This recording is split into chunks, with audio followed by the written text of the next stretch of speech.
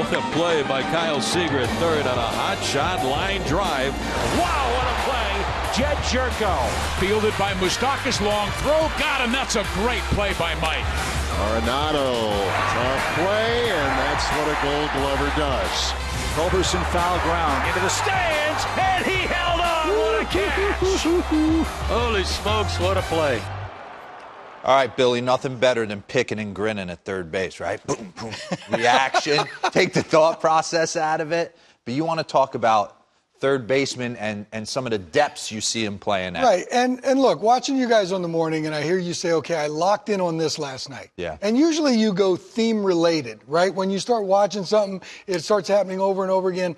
And what I've been seeing when I was watching the games, there's some plays being made. I'm going, damn, I think these third basemen are deeper than they used to be. And Matt Felipe was doing the research, and he said they're playing 3 feet deeper than they were since 2015.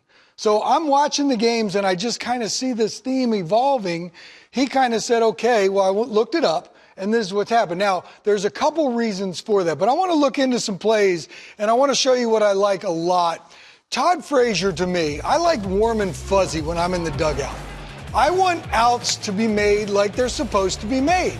And here's a guy who catches it on the run, but I am no angst in the dugout if I'm managing this squad going, that's what a big league out, a big league routine out looks like. And I understand if you watch this and you like go into the video room and look at this one jumped out at me 2 nights ago.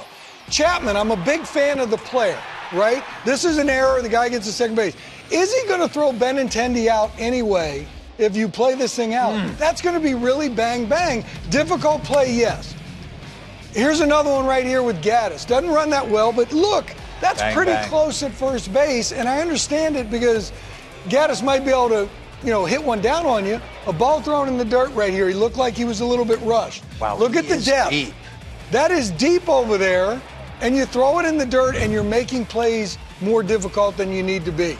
Devers is leading the league as third baseman's making errors go. He also plays one of the deeper third bases. And it just looks like he gets caught in between. And if you have a little bit of erratic throwing to the bag, it stands to reason to me if I shorten up a little bit, I'm going to be more accurate. I never want to see my first baseman laying on the ground on something that I would deem as a routine play. And I'm not ready to give up on routine. I want to back this one up right here, D-Row. I'm on your screen right now, and I hear you say back it up. Freeze. When he catches this ball, this is one out. This is double play depth. I don't think double play depth is even discussed anymore. You got one out. Are you protecting against doubles? I'm not so sure. I want a double play ball to be a double play ball. So let's play that one forward. We see the 5-4. This is not even close at first base. Todd Frazier, on the other hand, old schooler, I think. He plays in where you're in there enough where you angle off. Can't you be in make two the places double at once. You cannot. And my part of this conversation is, Fumbo, when I look at this, the depth at third base and the organizations that play this. And I'm going to talk to you about some of this when the shifts are being, equated into the mix. The New York Mets are a great example at 109. They were 108 yesterday, so they must have gave up some goods as far as, shifting and stuff like that is concerned. These are the clubs that play closest to home plate as the third baseman. Let's move this over. Who plays the farthest away? Bregman and the Astros. That is 11 Bregman's feet. a hybrid. I wouldn't even consider him a third baseman half. Well said, because he's not that 6'3", 210-pound looking dude over third base. He's a shortstop. Yeah. He's got good feet. And, oh, by the way, if we paid attention to the Astros in the playoffs last year, Bregman made every play that you could possibly want to make. Now, part of that 120 probably has something to do with him playing shortstop when they do the shifts and they measure it. But it's interesting to see the depth that can be 11 or 12 feet different. Now, this is something I want to talk about, too. Look at these two squads, the Astros and the Mets. The exit velocities. Everybody's grouped pretty good right here. My point of contention when I watch some games, if you've got a pitching staff that's got something for you, I don't need to protect against the rocket, right? Think about this squad right here, the Astros. You have the top 3 guys, or 3 of the guys in the top 5 in ERA.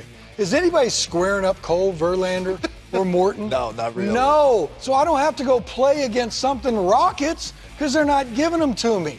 So when I look at this, I try to take all the numbers and say, okay, are they really playing deeper and are they making it more difficult on themselves? And then this one last night, I saw 2 plays last night, D-Row, and one of them is for you. I want to see Andujar making a play on Trey Turner. Now watch this play. 0-2. So you see Andujar. Now freeze that, take it back to Andujar when he catches the ball. You told me something. Freeze that and just leave it there. You told me something. Castillo told you. Vinny Castillo, when I started moving around, used to tell me, play as deep as your arm will let you. Okay. You shouldn't be diving for stuff at third. Okay, now play that forward. But I That's still don't want Trey Turner, even though he can run on a one-hopper, being thrown out by half a step. Bang, bang. And then this play last Where night. are you? Really, oh, my. Really caught me. And Oakland plays deep. Now, I don't know if this is organizational. All right, first and second, 2 outs. Right. So here, that's why the bug's up there. What are we protecting against? You have 2 outs. There's a man in scoring position, so you want to knock it down. Yeah. I get it. I understand the thought process behind it. Now, if we were to play this play, but that's for another conversation, it was a weakly hit ground ball, infield knock, Benintendi gets out around third base. Stop making outs on bases. But that's for another story. Bill's Blackboard. But when I looked at this, and maybe part of it is I love the shot that Fenway gives us from this angle. I don't ever remember seeing a guy plays this deep. Now, he's got a good arm. I only played there on 2 people in my entire career. Okay. Vlad Guerrero. Right. For fear of dying. And he wasn't running that well down to first base anymore. And Mark McGuire. The same. Those are the 2 dudes. Right. And I understand why we do this, but my question is philosophically. And I know I'm old school. I don't know if I'm this old school. No, you're not that. But the idea is I'm not ready to redetermine what a routine out looks like. I'm just not. And I believe when you look at some of the pitching staffs that we put up, the exit velocities or how weak contact is made, when you're playing a game, and let's say you get 5 chances a game, are 3 or 4 routine? Yep. And 1 might be difficult. I want those things made. I applaud diving plays. Love diving plays. They're great. But I would rather have the warm and fuzzy sitting there watching a baseball game. Every 2-hopper hit to my infielders. That's why Buck Showalter loved J.J. Hardy for all those years. J.J. Hardy would catch the ground ball. Everything. Boop, boop. Release point up here. Sometimes there was a 3-finger, 4-finger changeup. But every throw went right here to the first baseman. That's a warm and fuzzy that the manager has. There's no angst. And you know what else? Hey, Savino, is there any way you can pop that high home back up from Boston? One thing, at least, because I came up playing nothing but shortstop. Right. Right? And then I started moving around. If I'm standing here, and this guy's standing here, I'm all about creating angles. Right. Right? So now you get a ball in the 5-6 hole. This guy's cutting me off. I want you up to where I got you behind. You're not getting in my way and creating me to come off my angles if I have to come get something.